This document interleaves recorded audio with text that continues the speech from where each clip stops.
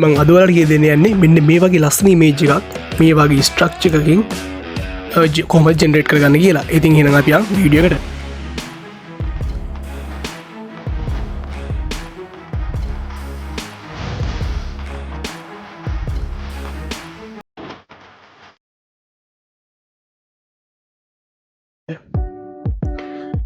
මුලින්ම කියන්න ඕනේ මේ ස්ට්‍රක්චර් එක මම අතින් අරගත්ත ස්ට්‍රක්චර් එකක්. මේක දීලා මම AI වලින් තමයි මේ ඉමේජ් ජෙනරේට් කරගන්නේ. ඉතින් මේකට මම යූස් කරන්නේ ChatGPT එකේ අලුතෙන්ම ආපු ඉමේජ් ජෙනරේටිංగ్ ඔප්ෂන් එක. ඉතින් මම මුලින්ම ChatGPT යනවා.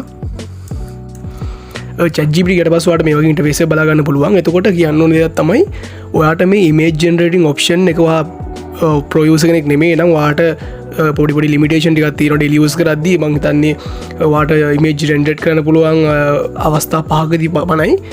එතකොට ඔයා ප්‍රෝ යූසර් කෙනෙක් නම් ඔයාලට අන්ලිමිටඩ් ඉමේජ් ජෙනරේට් කරගන්න පුළුවන්.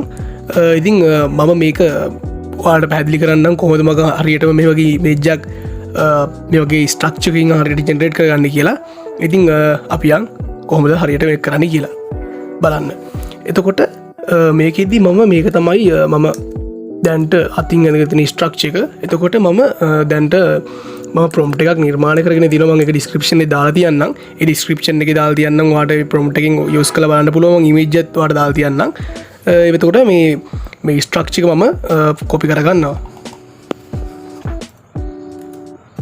කොපි කරගෙන මම ChatGPT ගිහිල්ලා පේස්ට් කරනවා.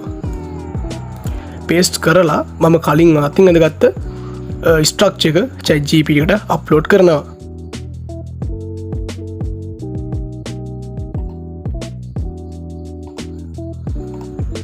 හරි. තම ඉමේජ් අප්ලෝඩ් වෙනවා. ඉමේජ් අප්ලෝඩ් වුණා. හරි. අපි ස්ටාර්ට් කරමු. ඉතින් ඔයාලට බලා ගන්න පුළුවන් දැන් ඉමේජ් ජෙනරේට් වෙනවා. මේකට සාමාන්‍යයෙන් විනාඩි 2ක් වගේ වෙලාවක් යයි. එතකොට ඔයාලට දැන් මේකෙදි මම ඉමේජ් ජෙනරේට් වුණාට පස්සේ ඔයාලට පැහැදිලි කරන්නම්. එතකොට මේ ඉමේජ් එකේ ඔයාලට තියෙන ටොපික් ටික ඊට පස්සේ ඒකට ඉන්ක්ලූඩ් වෙන්න ඕනේ මාක් හරි කීවර්ඩ්ස් තියෙනවා නම් ඒවාට පස්සේ වෙනස් කරගන්න පුළුවන්. එතකොට ඔයාලට කරන්න තියෙන්නේ ඊට පස්සේ ඉමේජ් ජෙනරේට් වුණාට පස්සේ යාට පොඩ්ඩක් මෙන්ෂන් කරලා අදාළ තැන පොසිෂන් එක මෙන්ෂන් කරලා ඔයාලට පුළුවන් මේ පොසිෂන් එකේ තියෙන කීවර්ඩ් එක මේක වෙනස් කරන්න, මේක රීප්ලේස් කරන්න, තියෙන ඉමේජ් එකක් ඔයාලට ආයෙත් රීප්ලේස් කරන්න පුළුවන්. ඒ වගේ පහසුකම් ලබා දෙලා තියෙනවා.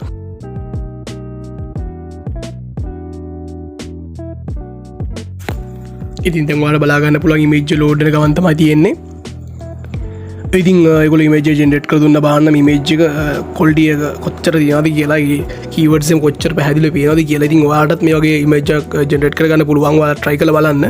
මම ඩිස්ක්‍රිප්ෂන් එකේ දාලා තියන්නම් මේකේ ප්‍රොම්ප්ට් එක. ඒ වගේ තමයි මම ඉමේජ් එකත් ඔයාලට මගේ drive එකට අප්ලෝඩ් කරලා ඒක link එක ඩිස්ක්‍රිප්ෂන් එකේ දාලා තියන්න. ඔයාලා try කරලා බලන්න පුළුවන්. ඉතින් මම හිතනවා අද වීඩියෝ එකකින් ඔයාලට මාක් හරි දෙයක් ඉගෙන ගත්තා කියලා. ඉතින් ඊළඟ වීඩියෝ එකේ හමු වෙමු. Thank you.